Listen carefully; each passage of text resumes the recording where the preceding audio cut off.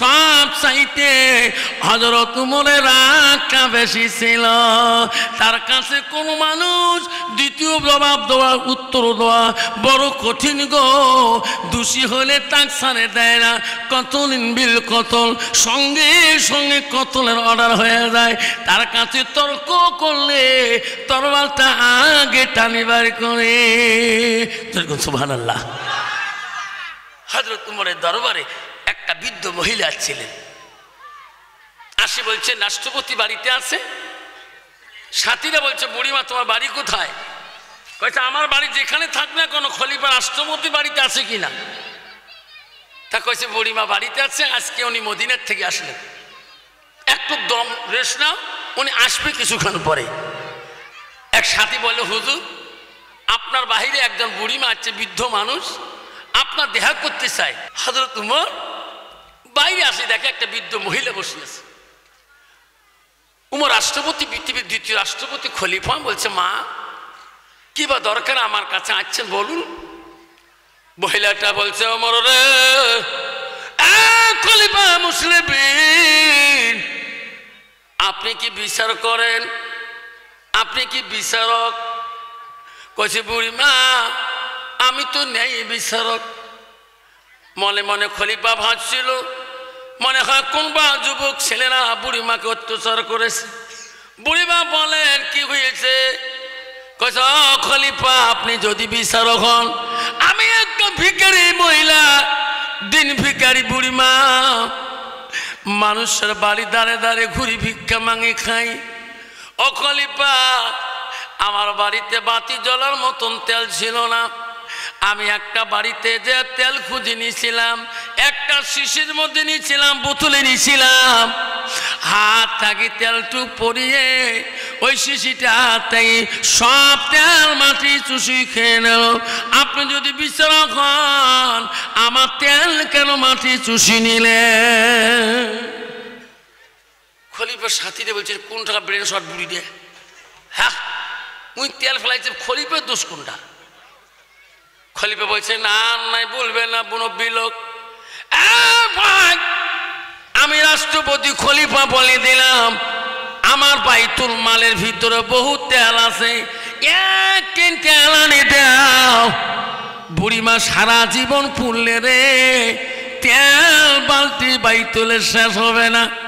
বুড়িমা বললো না না খলিফা আমি তোমার বাইতুল মালে তেল নেব না, আমার সারাদিনের মেহনতে তেল দিতে হবে বুঝি। সত্যি যদি আপনি খলিফা হন। হযরত ওমর একটা কাগজের মধ্যে চিঠি লিখলেন, লেখি বলো বুড়িমা এই চিঠিটা নিয়ে যাও, যে জায়গা তোমার তেলটা পড়ে গেছে খেয়াল আছে? হ্যাঁ আমি চিহ্নিত করে রাখছি। বুড়িমা যাও এই চিঠিটা ওই জায়গা দিয়ে বলবেন মাটি রে মাটি হযরত ওমর দিয়েছে। বুড়িমা তোমার তেল বাইরে যাবে, আপনার সারাদিনের মেহনতে তেল নিয়ে বাড়ি যাবেন। মদিনার রাষ্ট্রপতি বুড়িমা বলে ও খলিফা এই চিঠি তো কথা বলবে না, কি হবে লাভ নিয়ে? ও বুড়িমা চিঠি কথা বলবে না, আপনি ওই জায়গার চিঠি দিয়ে আপনি কথা বলবেন। ও মাটি নিয়ে হযরত ওমরও দিয়েছে, বলার সাথে সাথে তেল ভাসি যাবে। বুড়িমা চিঠি নিয়ে যায়, ঠিক আছে চিঠি কথা না উত্তর দিলে তেল না পাইলে আমি দুবার করে রাষ্ট্রপতির কাছে আসবো। বুড়িমা চলে গেলেন, যে চিঠিটা দিয়ে বলেন মাটি মাটি রে খলিফা ওমর দিয়েছে। দোয়ার সাথে সাথে এমনভাবে মাটি দুখণ্ড হয়ে যায়, তেলে তেল বাড়ি গেল। বুড়িমা মাটির শব্দ পায়া আর এক সেকেন্ড পর্যন্ত দেরি করল না। আল্লাহ এ কি আগুন! মাটি ফেটে পড়ক তেলে তেল, জমিন দিয়ে তেল দিতেছে। বুড়িমা খাল দৌড়িতেছে খলিফা রাষ্ট্রপতির কাছে। বলি পাগ ও খলিফা আপনার চিঠিতে কি লিখিয়েছে? আপনার চিঠির এত পাওয়ার। আজ তোমার বলছে বলি আমার চিঠিটি জানা কাছে বলা দরকার নাই, আপনার সারাদিনের মেহনতে তেল পাচ্ছেন কিনা রে বুড়ি? বুড়ি রে আপনি তো তেলের দায়িত্ব চান, তেল লাগে আপনাকে। বুড়ি বলছে না বাবা আমি তেল নেব না, তোমার চিঠির ও বাবা বাবা আমি তোমার চিঠির উত্তর পেতে শুনতে চাই। সেই জন্য বলছি বাবা রে তুমি তো রাষ্ট্রপতি, এই চিঠিতে তুমি কি লিখিয়েছ? আমি তেল নিতে চাই না। হযরত উমর মদিনার রাষ্ট্রপতি খলিফাতুল মুসলিমিন সানি বলেন বুড়িমা আপনি তখন বারবার তেলের কথা বলেন, ওই চিঠিতে লিখে দিয়েছি মাটি রে ও মাটি। বুড়িমা যদি সারাদিনের মেহনতের তেল যদি বুঝি দেওয়া না হয় মাটি রে মনে রাখিস আমি হযরত উমর চিঠি লিখলাম, ওই জায়গার মধ্যে নিয়ে যা বিন আমাজি পথে রাখবো। বুড়িমা গো তোমার সারাদিনের মেহনতের তেল দেওয়া রাজি আছে, তবু মাটি বিনা আমাজিকে রাজি নাই লোয়া যদি কোন নাউজুবিল্লাহ। বুড়িমা বলছে বাবা রাষ্ট্রপতি রে আমি তো জীবনে নামাজ পড়ি নাই, আমাকে জন্মে তওবা পড়ে দাও, আমাকে কলেমা পড়ে দাও, নতুন করে মুসলমান হয়ে যাও, আমি জীবনে এক ওয়াক্ত নামাজ কায়দা করব না যখন সুবহানাল্লাহ। হযরত ওমর বলল বুড়িমা আপনি পড়ে নেন লা ইলাহা ইল্লাল্লাহ মুহাম্মাদুর রাসূলুল্লাহ। কবে জোরে কোন সাল্লাল্লাহু আলাইহি সাল্লাম। আমার বালা পরমা বলে না আমারা গো নবীজির থেকে 11 জন স্ত্রী ছিল মা, জীবনে কোনো বিবির দ্বারায় নবীজি কষ্ট পায় নাই। আমরা নবীজি 3 নম্বর বিবি ছিল হযরত মা আয়েশা। আয়েশার এমন গুণ ছিল মা নমা আয়েশা কেমন নারী ছিল, তাদের বংশ কি ছিল মা শুনি না। আয়েশা ছিল মদিনা প্রথম রাষ্ট্রপতির মেয়ে, খলিফা আবু বকরের দ্বিতীয় কন্যা। আবু বকর 2টে মেয়ে ছিল গো, প্রথম মেয়ের নাম ছিল হযরত আসমা আর দ্বিতীয় মেয়ের নাম হযরত আয়েশা।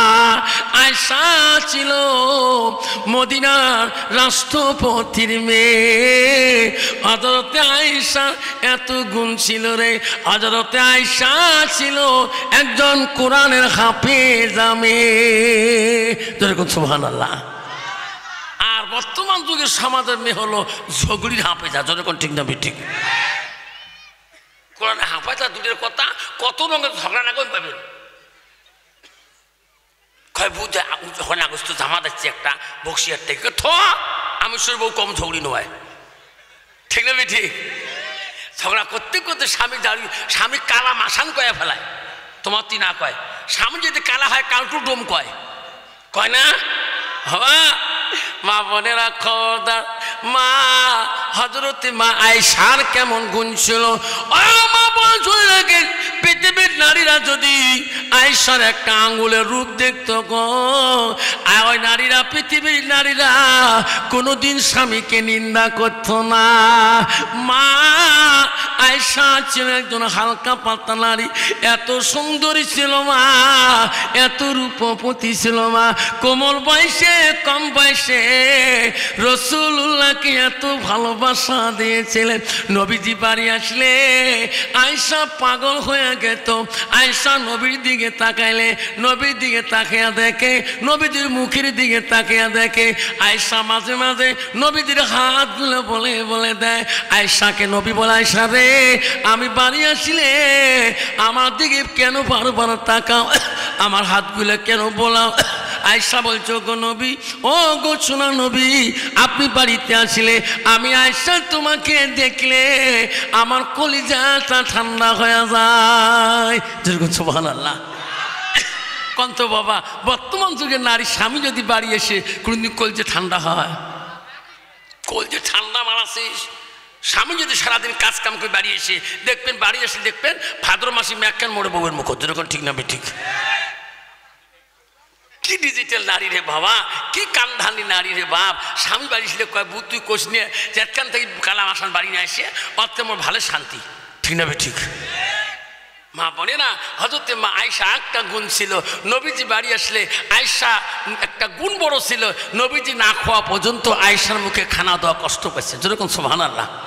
আর বর্তমান যুগের নারী স্বামী নাই খেলে 3 বেলা হয়ে যায়, ঠিক না? বাবু খাচ্ছিস তো?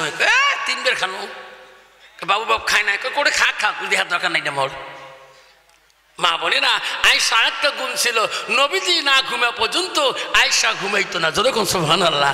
আর বর্তমান যুগের নারী স্বামী নাই ঘুমেতে উয়ের নাকে গ্যাঙ্গারি, ঠিক না? ঠিক। আয়েশা মা একটা গুণ ছিল কি, আল্লাহ নবী বাড়ি গেলে আয়েশার সঙ্গে সঙ্গে খানাটা আগে আনিয়ে দেয়, যেরকম সুবহানাল্লাহ। আয়েশা দেয় নবী খানা খাইতে, নবী খানা খাইতে খাইতে আয়েশা আজে বসি খানা খায়, নবী খুব বলে না, নবীর সাথে খানা খায়।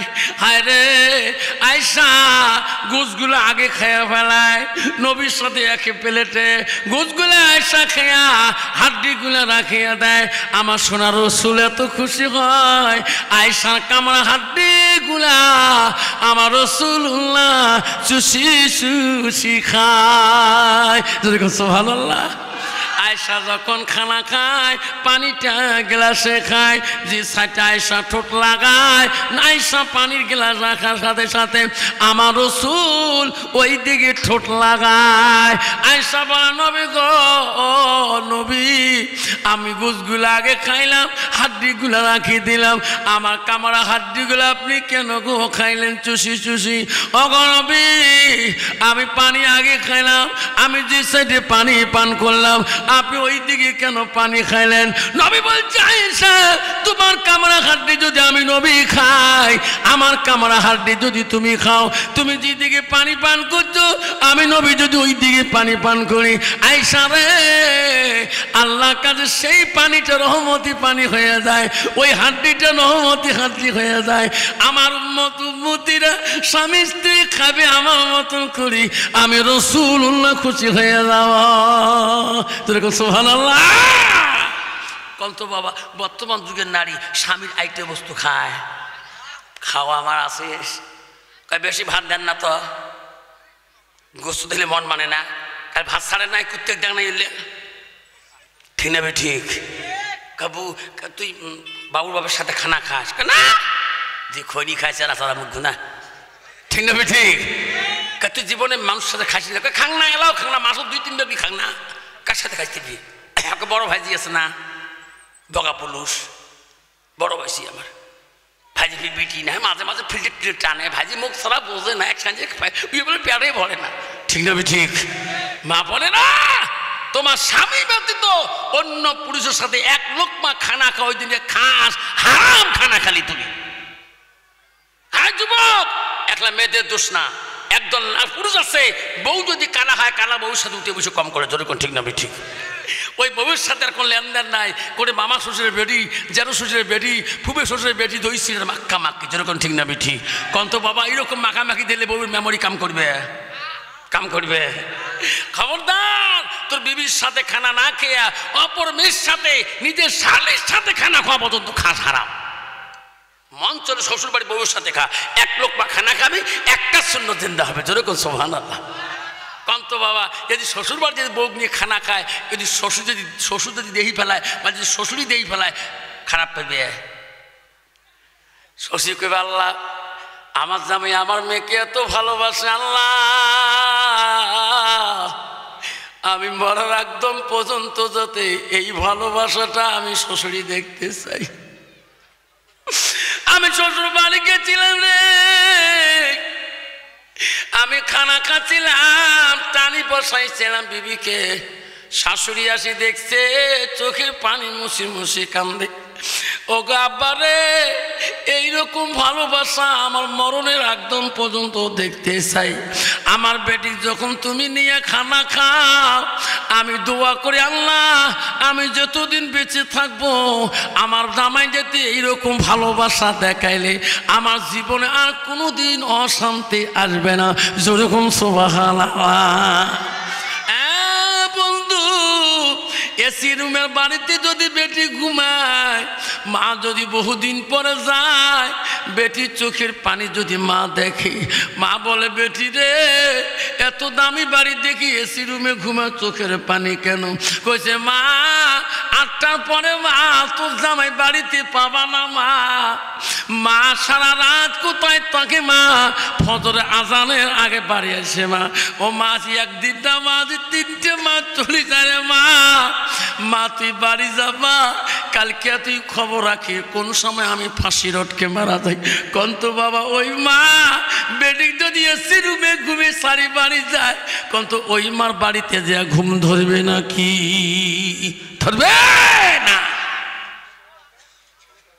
ওই যে নবীজি বেটি হযরতে ফাতেমা নবীর কাছে যা করছে, ইয়া রাসূলুল্লাহ, ও আব্বাজান আমি তোমার কাছে একটা প্রশ্ন করলাম। রাসূল বলছে মা বলো কি প্রশ্ন? ও আব্বাজান পৃথিবীর মধ্যে কোন বাড়িটা জান্নাতি বাড়ি? জোরে কোন সুবহানাল্লাহ। নবী বলছে ফাতেমা পৃথিবীর ওই বাড়িটা জান্নাতি বাড়ি যে বাড়িটা 5 ওয়াক্ত সালাত নামাজ আদায় হয়, আর নবীর সুন্নতের ভালোবাসা থাকে, আর স্বামী স্ত্রী গভীর ভালোবাসা দেখায়, ওই বাড়িটা হলো জান্নাতি বাড়ি। যেরকম সুবহানাল্লাহ। বাবা রে সোনা, এসি রুমে যদিও ঘুমাও, বিবির ভালোবাসা যদি না পাও, 2.5 লাখ টাকা মাস কামাই পড়লো, জীবনে শান্তি পাওয়া না। আমার নবীর বাড়ি শান্তি ছিল।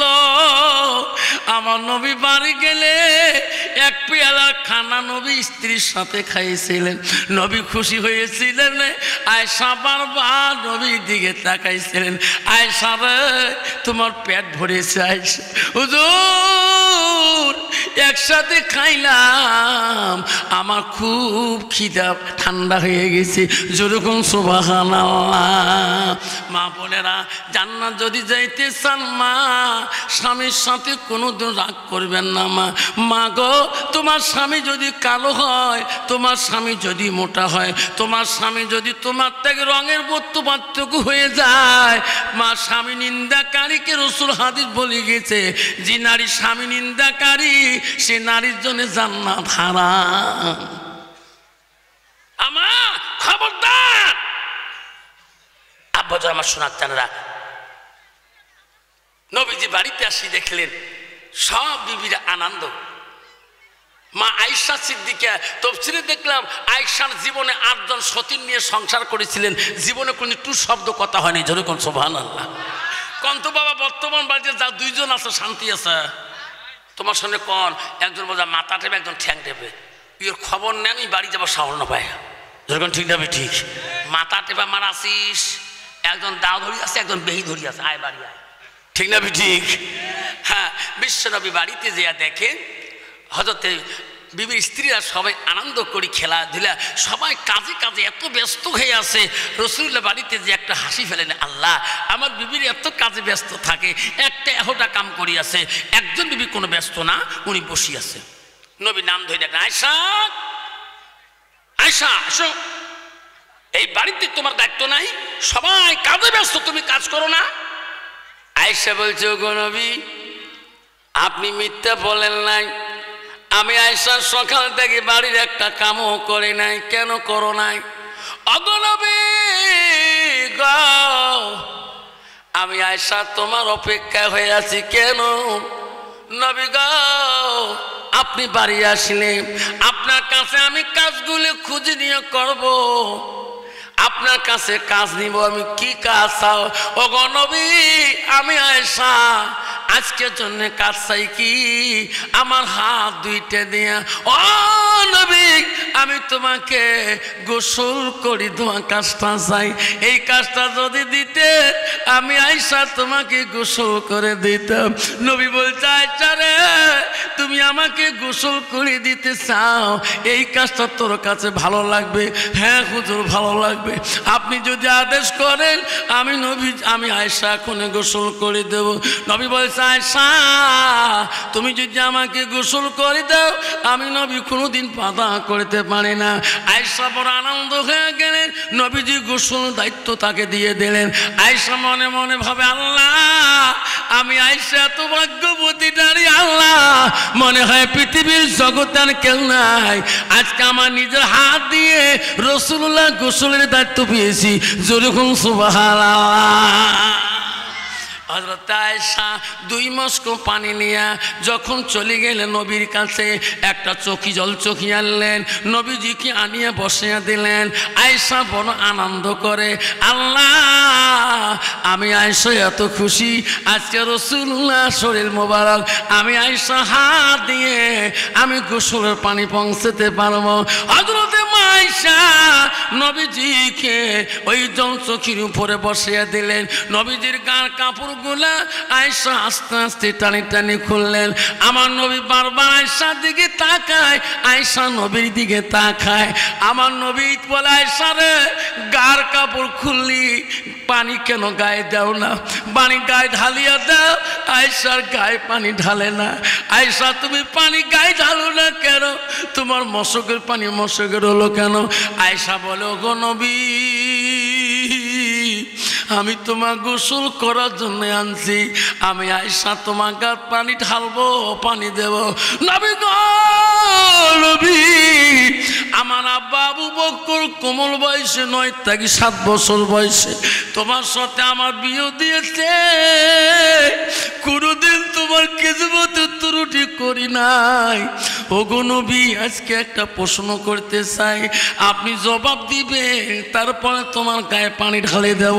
নবী বলে, আয়েশা রে কি প্রশ্ন বলো, তুমি জীবনে যত প্রশ্ন করছো আমি নবী প্রশ্নের জবাব দিয়েছি, আজকের প্রশ্নটা কি?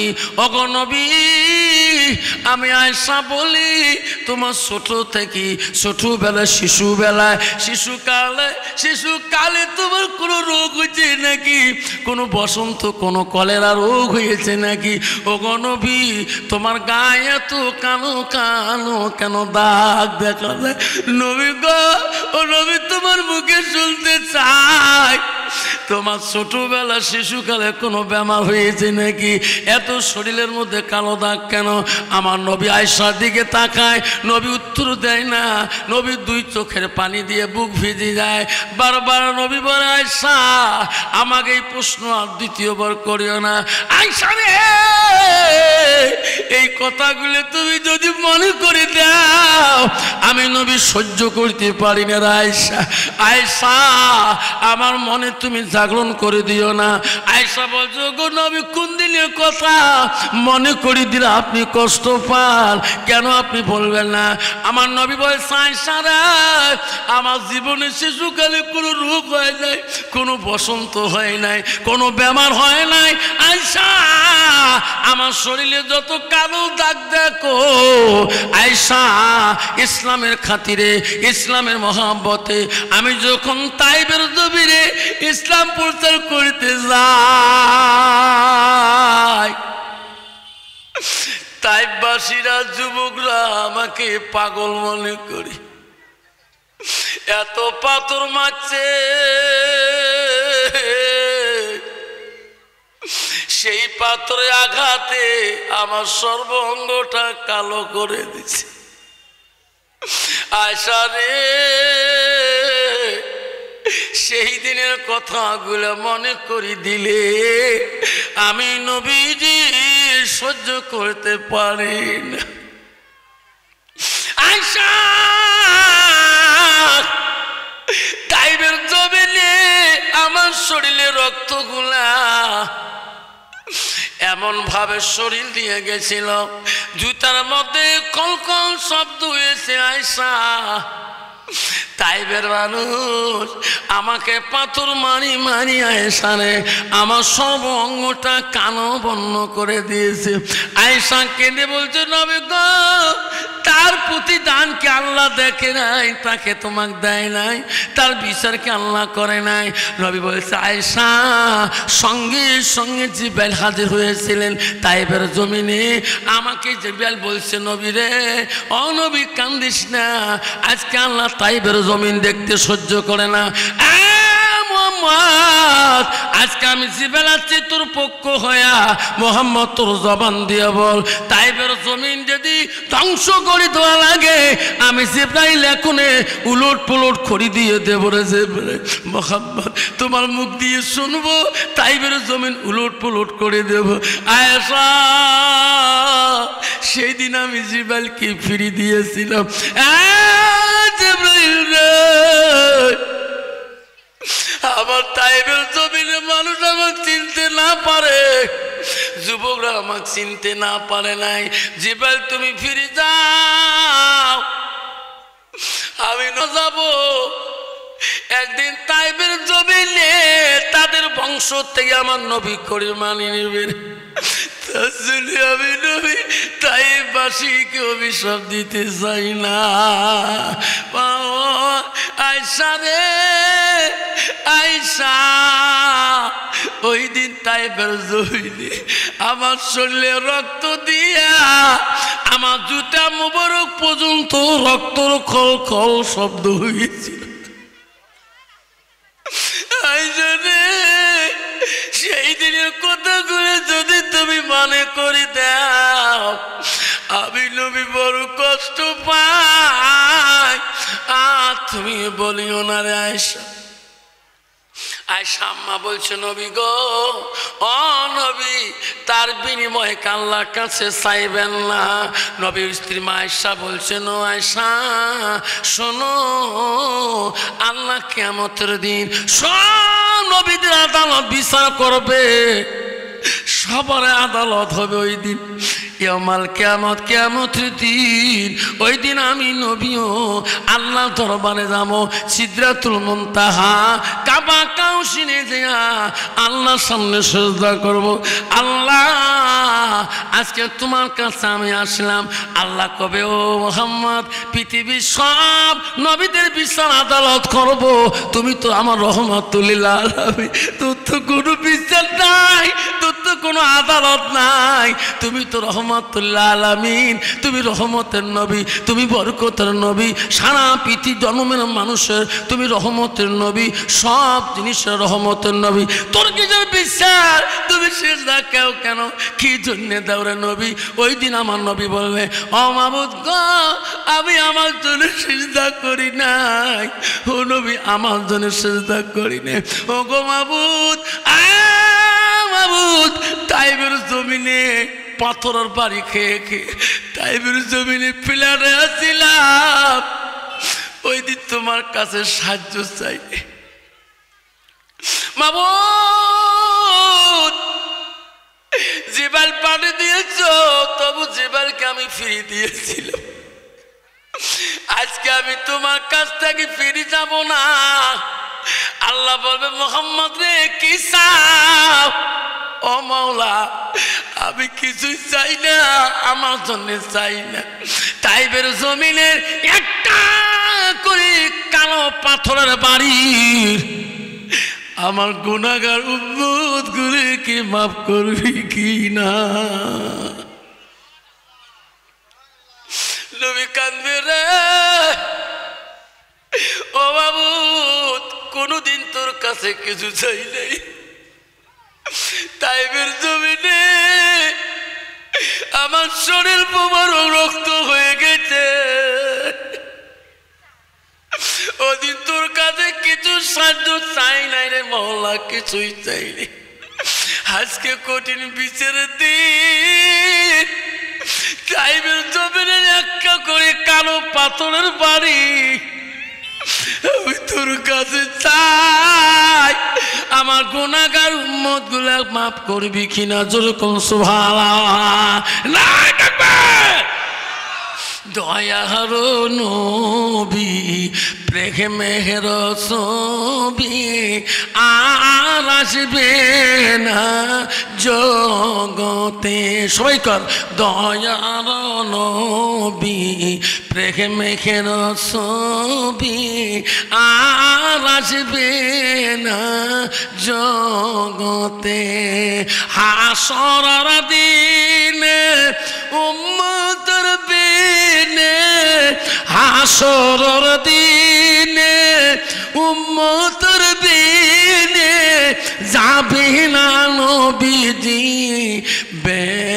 বেহেশতে যাবে না নবীজি বেহেশতে দয়ার নবী প্রেমের ছবি আর আসবে না জগতে সৈকন আর আসবে না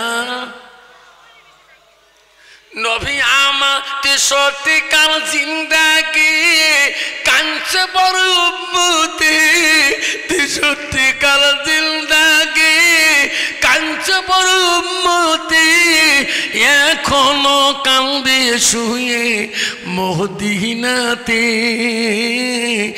এখনো কান্দে শুয়ে মদিনাতে দয়ার নবী প্রেমের ছবি আর আসবে না জগতে আর আসবে না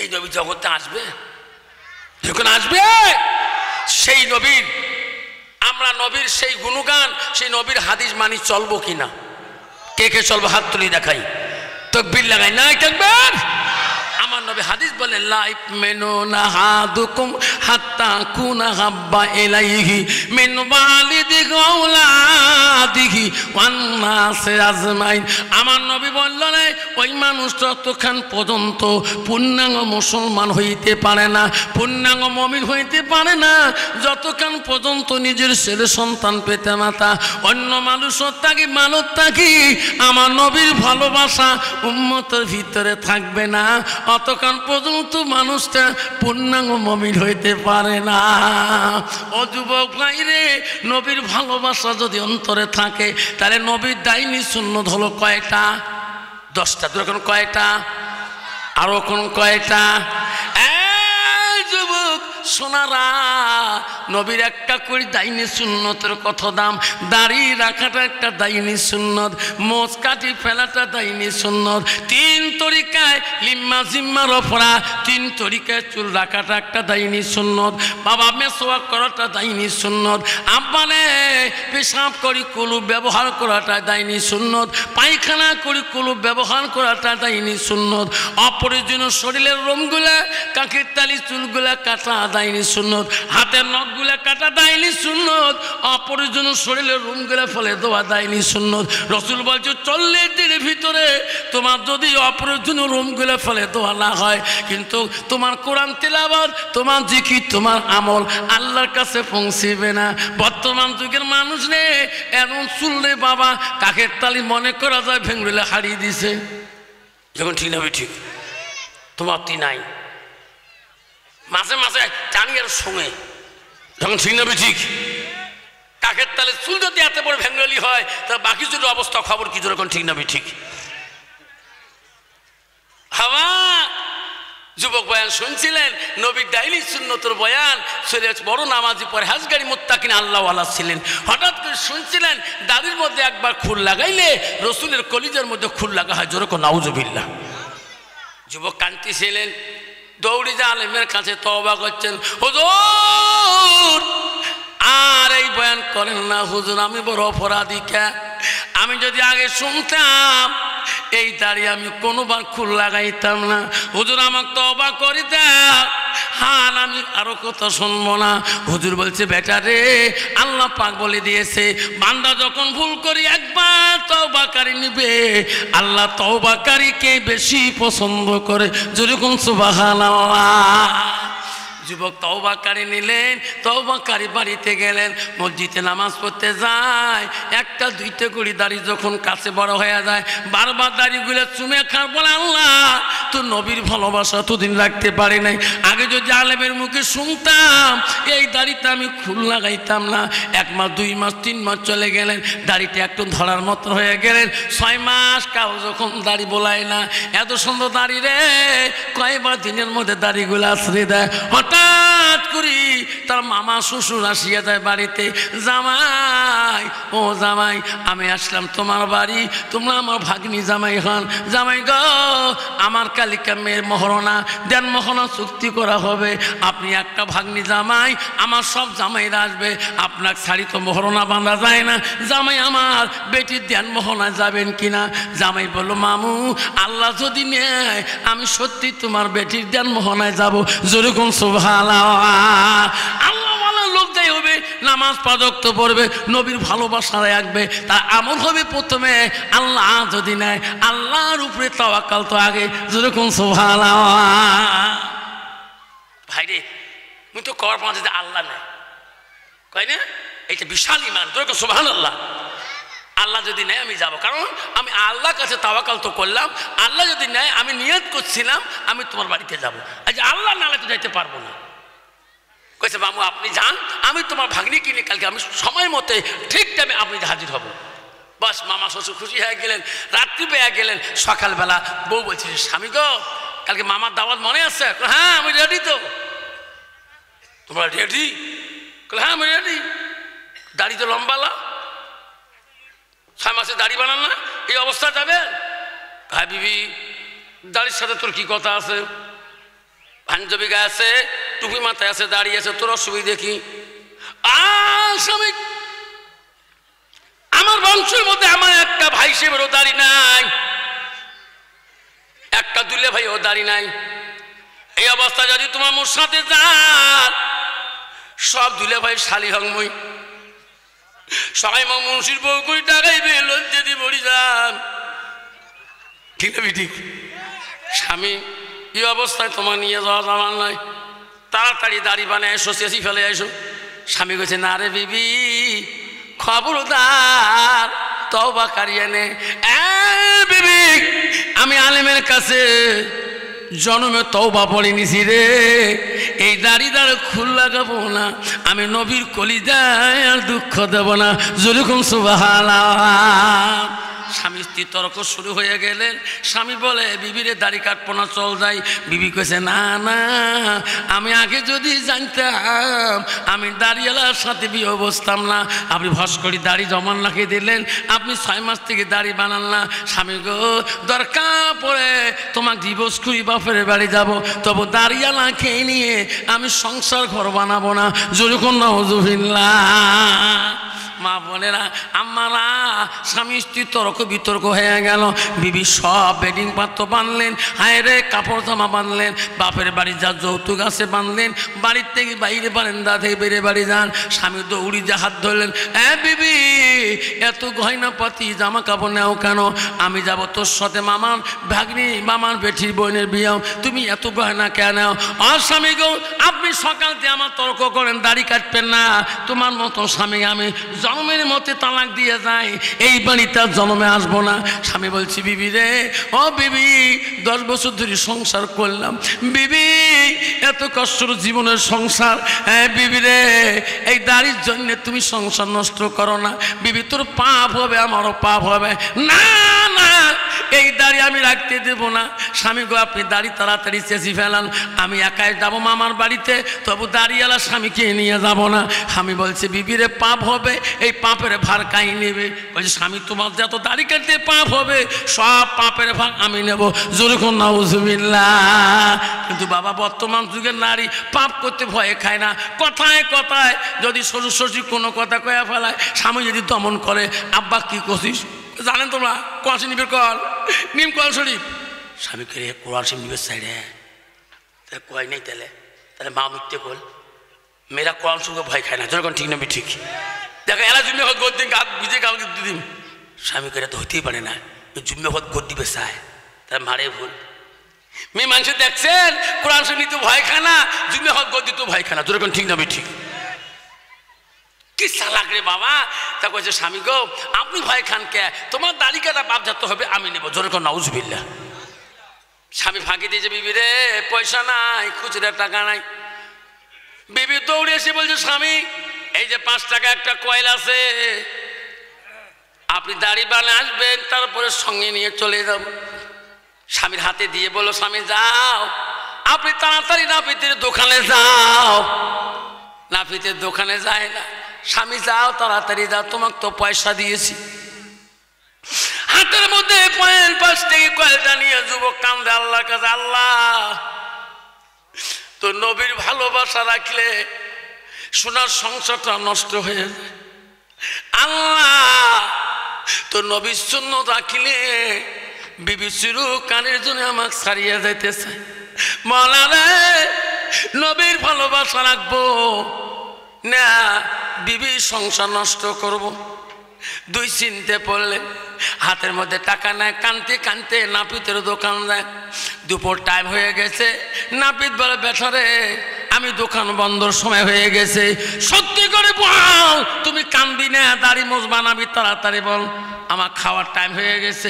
কয় যে ভাই আমি দাড়ি কাটতে আসছি, কান্দো কেন? ভাই রে, তোর জীবনে তোর দোকানে আমি কত দাড়ি সাইজ করছিলাম, কোনোদিন দাড়ির মায়া কান্দি নাই। 6 মাস আগে আলেমের কাছে শুনছিলাম এই দাড়ির মধ্যে খুল লাগালে নবীজির কলিজার মধ্যে খুল লাগা হয়। ভাই আজকে যদি দাড়ি না কাটি আমার বিবির সাথে সংসার ছিঁড়ে ছিঁড়ে হয়ে যাবে, সেই জন্য ভাই কান্দি, দাড়ির মায়া আমি সহ্য করতে পারি না। আবিদ বলছে, বেটারে যদি দাড়ি কাটো তা তাড়াতাড়ি হুল চেয়ারে বসো। কন্ত বাবা মুসি কোনোদিন দাড়ি করতে, বাবা নাপিত কোনোদিন দাড়ি কাটতে ভয় খায় নাকি? ভয় খায়? একবারে ঠিক না ঠিক?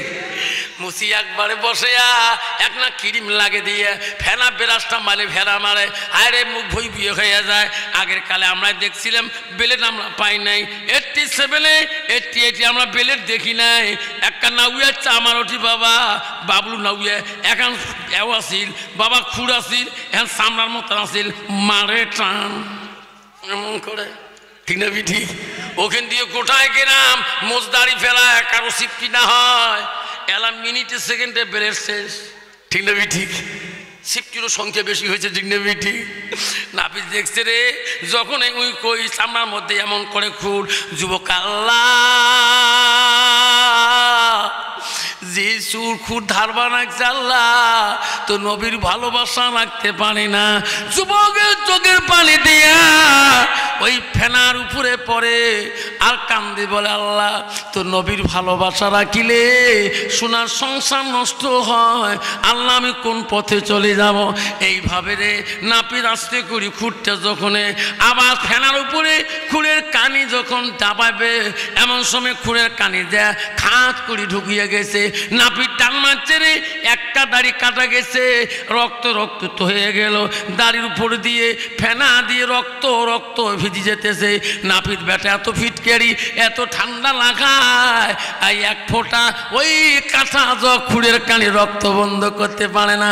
নাপিত বলে, ভাই রে আমি বিশাল অন্যায় করলাম, কে তো দাড়িতে খুর লাগাইতে খুঁড়ের কানি লাগিয়ে গেছে, ভাই রক্ত পড়তেছে, আমার ফিটকারিতে আমার ঠান্ডা বরফে তো রক্ত বন্ধ হয় না, ভাই আমি তোর পারি না, তাড়াতাড়ি হাসপাতাল দৌড় ভালো ভাই, বাবা তো রক্ত দিয়ে তোর বুক ভেজে যেতেছে। যুবক দাঁড়িয়ে চিবি ধরিয়ে সোজায় হাসপাতাল দিকে লাট দৌড় মারলেন। যে চিক্কুর দেয়, ডাক্তার বলে, বেটারে চিক্কু দিস এত হাল্লা করিস কেন? ডাক্তার বাবু আমার দাড়ির মধ্যে নাপিত খুল লাগাইছে, রক্ত দেখো গা দিয়ে ভর্তি হয়ে গেল। ডাক্তার বলছে, ব্যথা এটা 1 সেকেন্ডের কামাই, তার জন্য হাল্লা ছিল হাসপাতালে করবি না, এটা 1 মিনিটের কামাই, তাড়াতাড়ি আমার বিছনায় শুয়ে পড়, 1 সেকেন্ডে তো রক্ত বন্ধ করে দেব। যুবক যখন বিছনায় শুয়ে পড়লো, ডাক্তার মেডিসিন ইউজ করা শুরু করলো। 1 সেকেন্ডে আবার 60 সেকেন্ডে 1 মিনিট হয়, 60 মিনিটে 1 ঘন্টা হয়, 1 ঘন্টা চলে যায়, 60 সেকেন্ড চলে যায়, 1 বিন্দু ডাক্তার রক্ত বন্ধ করতে পারে না। যেরকম সুবহানাল্লাহ। ডাক্তার বলছি, বেটা আমি কইছিলাম 1 মিনিটের কামাই, 1 সেকেন্ডের কামাই, ঘন্টা পার হয়ে যায় তোর একটু রক্ত বন্ধ হয় না। বেটা আমি পাবো না, আমার বিছনা শাড়ি দাঁড়িয়ে এসে দাঁড়িয়ে আছে। যুবক বলে, ডাক্তার বাবু গো আপনি চ্যালেঞ্জ করে বললেন 1 সেকেন্ডে রুগী তুমি, 1 মিনিটে রুগী তুমি, আমাকে এখন বিছনা ছাড়তে কেন বলে? ডাক্তার বলছে, বেটা রে তোমার তোর শরীরে রক্ত বন্ধ করা কোনো মেডিসিন বাদ রাখি নাই। আমি দেখতেছি এই রক্ত কোনো ডাক্তারও আরাম করতে পারবে না। যুবক ডাক্তার হাত ধরে কালি ডাক্তার বাবু গো, এমন একটা ডাক্তার দেখে দাও তার কাছে আমি চলে যাব। ডাক্তার বলছে বেটা রে, আমি তো নজরে দেখতেছি আমি বুড়ি হয়ে গেলাম, এর থেকে কত গুণে মানুষ কাটা খণ্ড বিখণ্ড আমি জোড়াই দিয়ে ভালো করি, সামান্য একটু খুঁড়ে রক্ত বাড়তো আমি বন্ধ করতে পারলাম না। আমার মনে হয় দুনিয়ার কোনো ডাক্তার দিয়ে কোনো কাম হবে না। ও ডাক্তার বাবু কার কাছে তাহলে যাব? ডাক্তার বললো ব্যথা তুমি হক্কানি আলেমের কাছে যা রে, হক্কানি আলেম সারা এই রক্তর কাহিনী কেউ বলতে পারবে না। যুবক কানতে কানতে দুই চোখের পানি ফেলে কান্দে, আরে হক্কানি আলেম আমি কোথায় পাবো? ডাক্তার বলছে দুনিয়ার ডাক্তার বন্ধ করতে পারবে না। ওই রাস্তায় পথে কাল দিয়ে বেড়ায়, রক্ত দিয়ে শরীর গা সব রক্তাক্ত হয়ে যায়। সামনে গেতে গেতে দেখে রে সামনে একটা কওমি মাদ্রাসা, বাচ্চারা ওখানে কোরআন শিক্ষা দেয়, কোরআন পড়ে। ওই মাদ্রাসার দিকে যায়, চতুর্দিকে মাদ্রাসাটা ঘিরেও করা। মেন গেটের সামনে যে এই দাড়ি কাটা রক্ত ফেলা যুবকটা কাঁদতেছে, ও হুজুর আসো গো গেটের সামনে, আমি আর সহ্য করিতে পারি না, আমি অপরাধী, আপনি যদি হক্কানি আলেম হন ও হুজুর আমাকে আপনি দয়া করে আমাকে ভালো করে দেন। হুজুর বলছে বেটারে তোরা কোরআন পড়ি থাকো, এই লোকটার বাড়ি কোথায় চিনি না, কোথায় থেকে আসিলেন, গা দিয়ে রক্ত রক্ত তো হয়েছে কেন? আস্তে আস্তে হক্কানি আলেম ওই মাদ্রাসা আলেম আস্তে আসি দেখে তার দাড়ি দিয়ে রক্ত, জমিন দিয়ে কাপড় দিয়ে রক্ত জমিনে পড়েছে। বেটা এই ঘটনা কি হলো? সব ঘটনা বৃত্তান্ত খুলি বলল। ও হুজুর তোমার মতো আলেমের মুখে ওয়াজ শুনিয়া আমি দাড়ি রাখছিলাম, আজকে বিবির কথা মতে আমি দাড়ির মধ্যে ফুল লাগাইলাম, একটা দাড়ি কাটার জন্য এই রক্ত পড়েতেছে, ঘন্টা ঘন্টা হাসপাতালে মেডিসিন লাগাইল। ও হুজুর ডাক্তার রক্ত বন্ধ করতে পারলো না, তোমার মতো হক্কানি আলেমের কাছে শুনতে চায় আমার দাড়ি রক্ত বন্ধ হবে কিনা। আলেম তাকে বলছে বেটা রে বেটা, আমার মতো আলেমের কথা তুমি বিশ্বাস করো না, আমি কি করি? দোয়া করলে তো রক্ত বন্ধ হবে, আমি পারবো না। ও হুজুর গো আমাকে ফিরে দিবেন না। হুজুর বলছে রে বেটা, আমার দোয়া গ্রান্তি হতেও পারে না হতেও পারে, আমার মাদ্রাসা যত বাচ্চা কোরআন তেলাওয়াত করতেছে, বেটারে আমার বাচ্চাগুলো বেগুনা মাসুম, সারাদিনে আল্লাহ কোরআন নিয়ে জপে, আমি তার ওস্তাদ, ওনার দ্বারা যদি একবার দোয়া করে নিতে পারি তাহলে আল্লাহ তোমাকে মাফ করতে পারে। এটা নবীর বাড়ি রে বেটা, আল মাদ্রাসাতুল বাইতি, মাদ্রাসা হলো নবীর ঘর, নবীর বাড়ি। একবার যদি তালিম না দোয়া করে মনে হয় তোমার দাড়ি রক্ত আল্লাহ বন্ধ করবে, আমার গ্যারান্টি নাই। এ বেটা তুমি দাঁড়াও। আর বর্তমান যুগের মানুষ তালিমকে মাদ্রাসাকে দেখতে পায় না, ঠিক না? ঠিক। আপনারা মনে রাখেন যে লেখার মধ্যে একটা তালিম কোরআন পানেওয়ালা ছেলে আছে, যে লেখার মধ্যে একটা কোরআন পানেওয়ালা মেয়ে আছে, যতদিন পর্যন্ত ওই এলাকায় কোরআনের হাফেজটা কোরআন তেলাওয়াত করবে, এলাকার মধ্যে আল্লাহ রাসূল বলে গেছে কঠিন আযাব যদি কবরে হয়, হাফেজটা হওয়ার জন্য ওই মানুষটাকে আল্লাহ 40 দিন পর্যন্ত কবরে আযাব দিবে না। যখন সুবহানাল্লাহ কোনো তালিম যদি কোরআন পানেওয়ালা গ্রাম দিয়ে রাস্তা দিয়ে হাঁটিয়ে যায়, আল্লাহ রাসূল বলছে